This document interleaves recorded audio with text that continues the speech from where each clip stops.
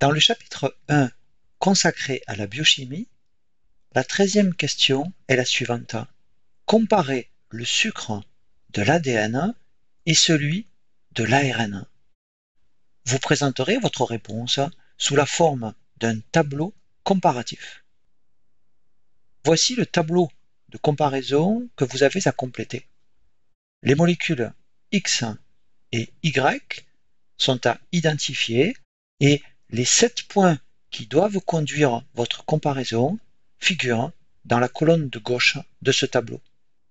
Interrompez ici la lecture de cette vidéo pour prendre le temps de remplir toutes les cases de ce tableau, puis vous relancerez la lecture de la vidéo afin de découvrir la réponse à cette question. Voici maintenant la réponse à cette question 13. Les deux molécules X et Y, qui figurent en haut de ce tableau, sont présentées à la fois sous leur forme linéaire et sous leur forme cyclique. Commençons par observer leur représentation linéaire. On voit que ces deux molécules contiennent des liaisons entre carbone et hydrogène. Ce sont donc des molécules organiques. Ces deux molécules contiennent 5 atomes de carbone et le carbone qui est représenté en haut de ces molécules porte une fonction aldéhyde que j'encadre ici en violet. On va numéroter les atomes de carbone à partir de celui qui porte la fonction aldéhyde. Les numéros des carbones seront ajoutés ici en bleu. Le carbone 1 de ces deux molécules porte donc la fonction aldéhyde et sur chacun des 4 carbones suivants de la molécule X, c'est-à-dire sur ces carbones 2 à 5, est présente une fonction OH ou fonction hydroxyle ou alcool que j'entoure ici en bleu. La molécule X porte donc 4 groupements OH. En comptant les différents types d'atomes de cette molécule X, on peut en déduire que sa formule brute est C5H10O5 ou CH2O répété 5 fois. Cette molécule X appartient à la grande classe des glucides ou sucres et elle fait partie plus précisément du groupe des oses qui sont les sucres simples ou bien on dit aussi les monosaccharides. Cette ose a une formule brute classique pour un ose du type CH2O répété n fois où n est le nombre d'atomes de carbone. Et ici, n est donc égal à 5. Le nombre d'atomes d'oxygène est égal au nombre d'atomes de carbone et il y a 2 fois plus d'hydrogène que de carbone ou d'oxygène. La fonction réductrice de cette ose est une fonction aldéhyde. Il s'agit donc d'un aldose. Et comme cette molécule contient 5 atomes de carbone, il s'agit aussi d'un pentose. Ce sucre est donc un aldopentose. La molécule Y, présentée à droite de ce tableau, a quasiment la même structure que la molécule X. Mais la molécule Y ne contient que 3 groupements OH qui sont portés par ces carbones 3 à 5. La fonction OH portée par le deuxième carbone de la molécule X est remplacée par un seul hydrogène dans la molécule Y. Il manque donc un oxygène dans cette molécule Y par rapport à la molécule X. La formule brute de la molécule Y est donc C5H10 et O4 et non plus O5 comme tout à l'heure. Dans la molécule Y, le nombre d'atomes d'oxygène est cette fois inférieur au nombre d'atomes de carbone. La molécule Y est aussi un glucide appartenant au groupe des oses, et il s'agit à nouveau d'un aldopentose.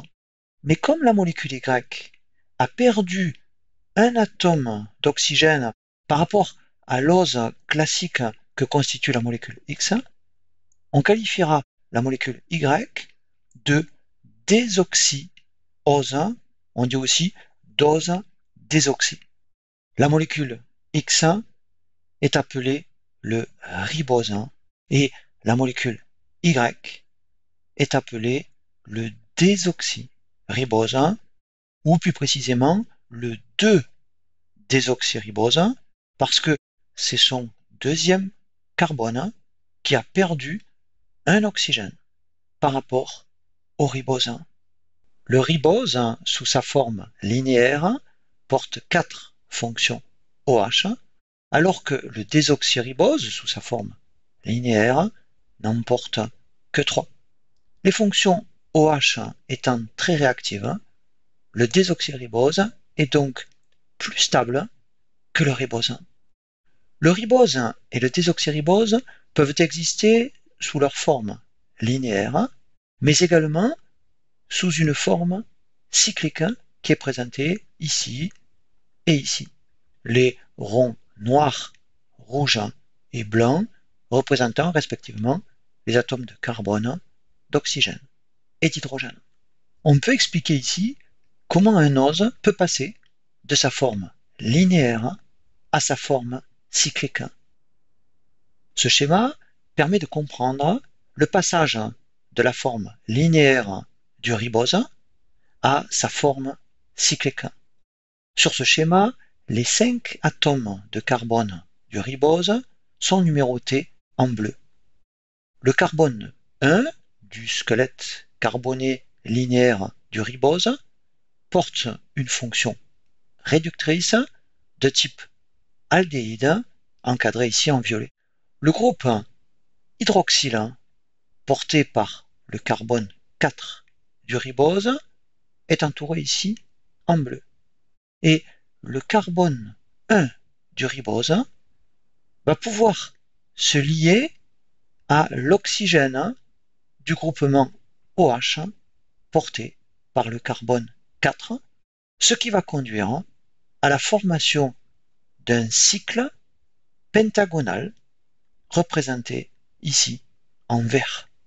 Ce cycle pentagonal est formé de 4 atomes de carbone, que sont les carbones 1 à 4, et d'un atome d'oxygène.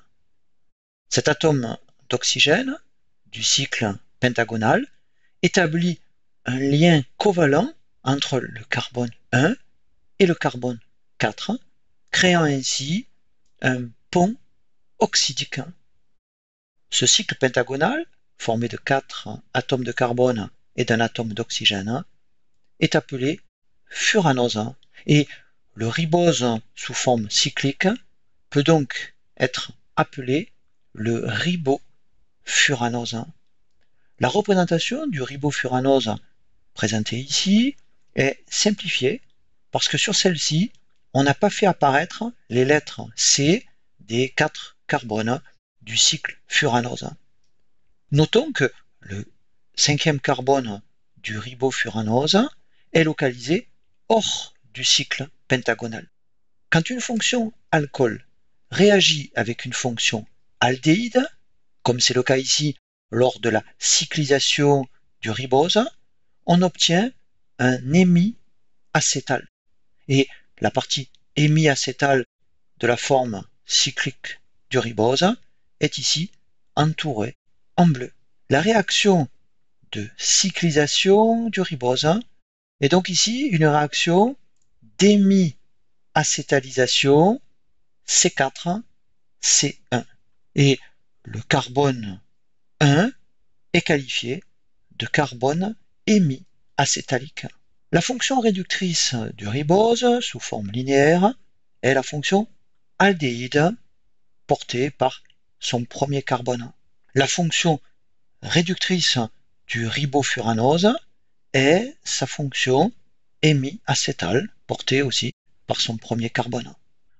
Notons que le pont oxydique du ribose peut aussi se faire entre son premier et son cinquième carbone, ce qui va conduire cette fois à la formation d'un cycle hexagonal contenant les 5 atomes de carbone du ribose et contenant un atome d'oxygène qui fait cette fois le lien entre le carbone 1 et le carbone 5.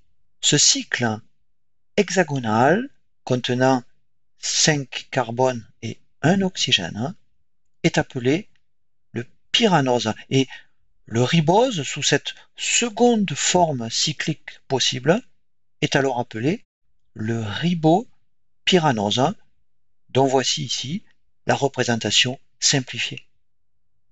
Comme le ribose, le désoxyribose, sous sa forme linéaire, peut être cyclisé par hémiacétalisation C4, C1, en sa forme appelée le désoxyribofuranose, qui est représenté ici, avec un cycle pentagonal à 4 atomes de carbone et un atome d'oxygène. Mais par une réaction d'hémiacétalisation entre le carbone 5 et le carbone 1, le désoxyribose peut aussi se cycliser sous une deuxième forme cyclique appelée le désoxyribopyranose, qui est représenté ici, et le cycle est donc cette fois hexagonal avec 5 atomes de carbone et un atome d'oxygène. Les oses sont des molécules solubles dans l'eau, et ainsi un des points communs entre le ribose et le désoxyribose est qu'ils sont tous les deux solubles dans l'eau. Rappelons que les molécules d'eau sont polaires. Les fonctions OH du ribose et du désoxyribose, ainsi que la fonction C double liaison O de leur forme linéaire, sont des fonctions polaires, qui vont donc établir des liaisons hydrogènes avec les molécules d'eau. Le ribose et le désoxyribose sont donc des molécules hydrophiles, c'est-à-dire qui aiment l'eau. Un autre point commun entre le ribose et le désoxyribose est qu'ils sont, comme les autres oses, des sucres réducteurs. En effet, la fonction aldéhyde portée par le premier carbone de la forme linéaire du ribose ou du désoxyribose, ou bien la fonction hémiacétale portée par le premier carbone de leur forme cyclique, sont des fonctions réductrices. Un test à la liqueur de Fehling, mené à partir de l'un ou l'autre de ces deux oses, sera donc positif, conduisant à la formation d'un précipité rouge brique après chauffage. Comparons maintenant la biosynthèse de ces deux oses. La biosynthèse du ribose se fait dans les cellules par une voie appelée la voie des pentoses phosphates, sur laquelle je reviendrai dans un instant. Et le désoxyribose est issu de la réduction de la fonction OH portée par le second carbone du ribose, et ainsi un hydrogène va remplacer le groupement OH du carbone 2 du ribose, si bien que le désoxyribose contient bien un oxygène de moins que le ribose. Mais revenons sur la voie des pentoses phosphates. Cette voie constitue, avec la glycolyse, l'une des voies principales du métabolisme énergétique. La première phase de la voie des pentoses phosphates, appelée la phase oxydative irréversible, va conduire, à partir du glucose 6-phosphate, à la formation du ribulose 5-phosphate. Le ribulose 5-phosphate est un ose dont la fonction réductrice est une fonction cétone portée par son deuxième carbone et que j'ai entouré ici en bleu. Le ribulose 5-phosphate est donc un cétose, et comme il contient 5 atomes de carbone, c'est aussi un pentose, c'est donc un cétopentose.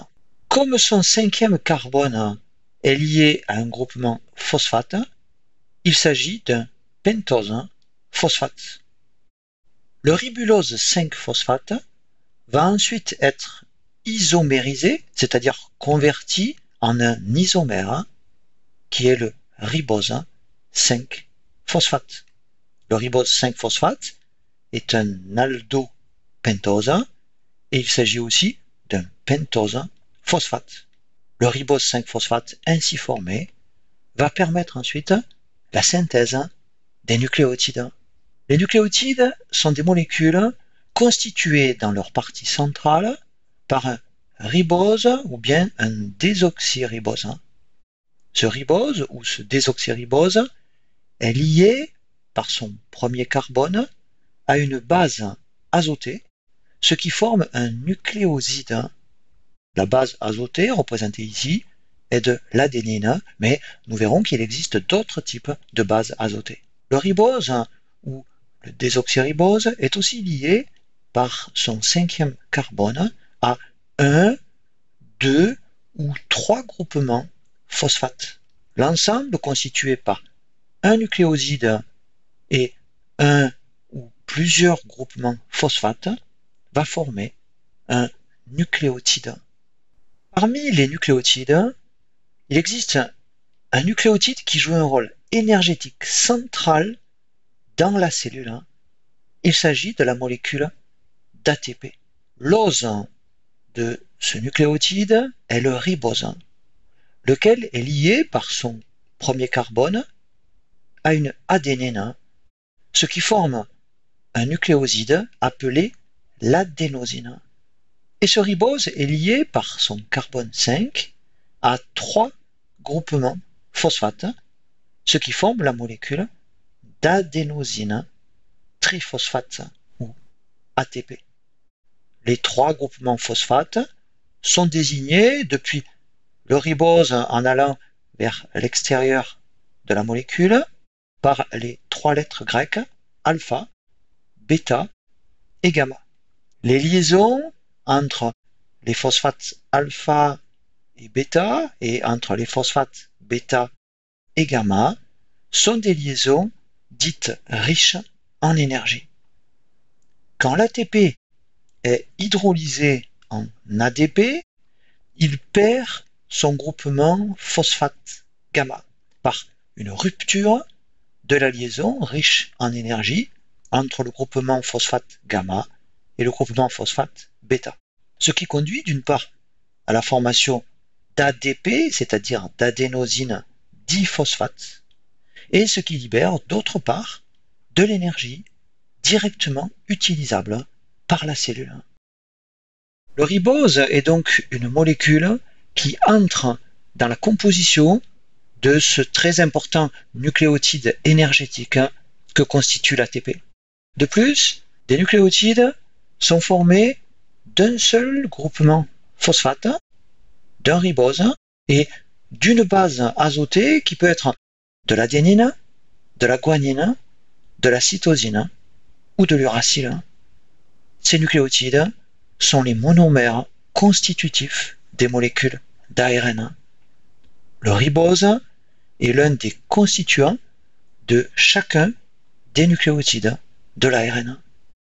Le sigle ARN signifie acide ribonucléique, la lettre R de ce sigle provenant du nom du sucre, le ribose, qui entre dans la composition des nucléotides de l'ARN.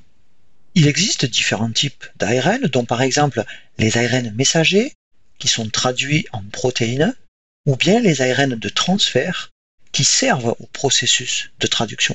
L'ARN est une chaîne de nucléotides, et ces nucléotides sont appelés des ribonucléotides, parce qu'ils sont formés chacun par un ribose.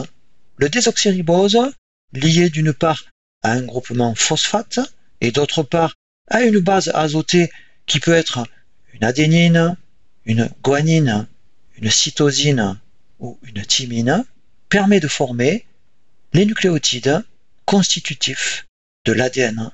Le sigle ADN signifie acide désoxyribonucléique, la lettre D de ce sigle provenant du nom du sucre, le désoxyribose, qui entre dans la composition de chacun des nucléotides de l'ADN. L'ADN est le support moléculaire de l'information génétique et cette molécule est formée de deux chaînes enroulées en hélice l'une par rapport à l'autre. Les nucléotides polymérisés qui forment ces deux chaînes de l'ADN sont appelés des désoxyribonucléotides parce qu'ils sont formés chacun par un désoxyribose. Voici le tableau final de comparaison entre ces deux glucides que sont le ribose et le désoxyribose. Ce sont tous les deux des aldopentoses, mais le désoxyribose contient un oxygène de moins que le ribose. Ces deux oses sont solubles dans l'eau et ce sont des sucres réducteurs. Le ribose est un composant de ribonucléotides libres dans la cellule tel que l'ATP, qui est un nucléotide énergétique. Le ribose est aussi le composant des 4 types de ribonucléotides qui, par polymérisation, forment les molécules d'ARN. Le désoxyribose est un composant des 4 types de désoxyribonucléotides qui, par polymérisation, forment la molécule d'ADN. Nous avons vu dans cette vidéo 2 sucres simples que sont le ribose et le désoxyribose. Et nous aborderons dans la prochaine vidéo 3 sucres qualifiés de complexes que sont le glycogène, l'amidon et la cellulose.